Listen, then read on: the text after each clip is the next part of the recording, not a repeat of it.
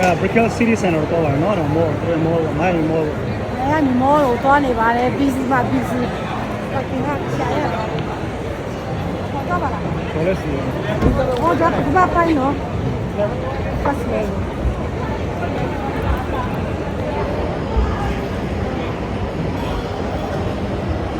ဆိုလဲဘီစီ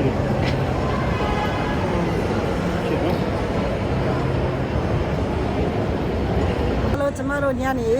ညရမီရဲ့ဟိုဘိတ်ကမောအကြီးဆုံးမှာကျမတို့တွားနေပါတယ်ဒါကတော့အပေါ်ဆုံးထပ်ဖြစ်ပါတယ် open sky လောက်ထားတယ်အကုန်လုံးမြို့ထဲကြည့်လို့ရအောင်တုံးလုံးထားတဲ့မြို့တော်ကြီးဖြစ်ပါတယ်မကြည့်အောင်အရာကိုလေကောင်းလေးတန်းရတယ်ပြောရှင်ဒီမှာအောက်မှာတော့လူရတွားလို့ရတယ်ကြည့်လို့ကောင်းပါတယ်ဒီလိုမျိုးတော့ဒါမောစားနေတယ်ကျမတို့ပိတ်စားတယ်စတိတ်လေးဟောတာလေနော်ဒီလေးတော့စားပြရနော်ညံ့ချီရဟာဘ